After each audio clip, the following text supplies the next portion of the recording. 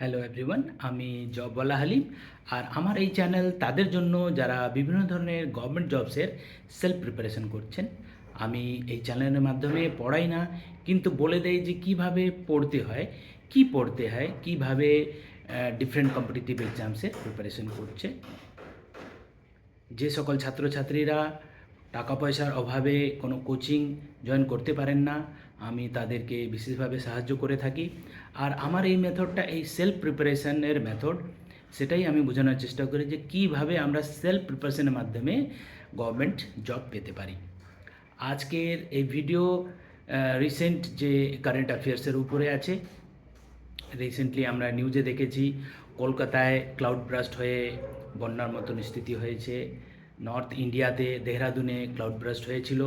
Recently north বেঙ্গলেও cloud ব্রাস্ট হয়ে ওখানে খুব ক্ষতি হয়েছে।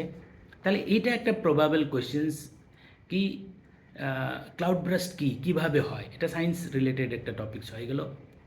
সিমিলারলি জিওগ্রাফি রিলেটেড কোয়েশ্চেন্স চলে আসবে দেহরাদুন বা ওখানে যে রাস্তা ধারা যেখানে খুবই ফ্লাডিং হয়েছিল, বা নর্থ বেঙ্গল, আমাদের নর্থ বেঙ্গলে কী নদী, তিস্তা, তোরসা বা তিস্তা হাইডাল পাওয়ার প্রজেক্টে সেবার ফ্লাড হয়েছিল, যে glacier lake outburst flood, GLOF, যে শব্দটা আমরা এখন খুবই জানি, চর্চায় আছে। তো সেটা গ্লাসিয়ার লেক আউটব্রাস্ট ফ্লাড, সেটার উপর একটা প্রবাবল কোয়েশ্চেন্স হতে পারে। এছাড়া আমরা জানি যে আমাদের নর্থ বেঙ্গল, শিলিগুড়ি বা NGP যে এরিয়া, সেটাকে বলা হয় নর্থ বেঙ্গল করিডর বা চিকেন নেক বলা হয়। এটা জিওগ্রাফিক্যালি, ইকোনমিক্যালি বা ইন্টারন্যাশনাল রিলেশনের জন্য খুবই ইম্পর্টেন্ট একটা জায়গা। নর্থ ইস্ট যাওয়ার যে কানেক্টিভিটিটা, সেই আমাদের শিলিগুড়ি NGP হয়ে যাচ্ছে রোড বা রেল কানেক্টিভিটি। তাহলে এটা থেকেও একটা প্রবাবল কোয়েশ্চেন্স আসতেই পারে। এছাড়া নর্থ বেঙ্গলের যে ডুয়ার্স এরিয়াটা, যেটা এই ক্লাউড ব্রাস্ট ফ্লাডিংয়ের জন্য খুবই এফেক্টেড হয়েছে, সেখান থেকেও একটা প্রবাবল কোয়েশ্চেন্স আসতে পারে।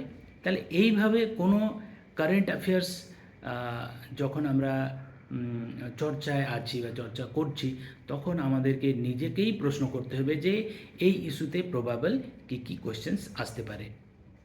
তাহলে আমরা যত বেশি প্রশ্ন করব, আমরা অতই যে ফোর্থকামিং যে এক্সামসের জন্য প্রিপারেশনের জন্য প্রস্তুত। যারা যারা PSC ক্লার্কশিপ পরীক্ষা পার্ট 1 দিয়েছেন, তারা নিশ্চয়ই PSC ক্লার্কশিপের মেন পরীক্ষার প্রিপারেশন করছেন। তাহলে এই টপিকস যেগুলো আমি বললাম, এটা কিন্তু খুবই প্রবাবল এরিয়া, এখান থেকে কমন কোয়েশ্চেন্স হতে পারে। আর এই ধরনেরই রেগুলার আপডেট বা রেগুলার টপিক্সের ডিসকাশন বা আইডিয়া বা গাইডেন্সের জন্য আমার চ্যানেলটাকে ফলো করবেন, আর বেশি করে শেয়ার করে দেন যারা সেলফ প্রিপারেশনের মাধ্যমে ডিফারেন্ট কম্পিটিটিভ এক্সামসের প্রিপারেশন করছেন আর গভর্নমেন্ট জবসের জন্য প্রস্তুত করছেন। আপনারা আমাকে সরাসরি যোগাযোগ করতে পারবেন, আমার চ্যানেলের ডিসক্রিপশানে আমার কন্ট্যাক্ট ডিটেলস আছে।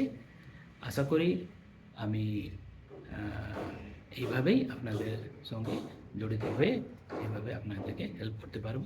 Thank you.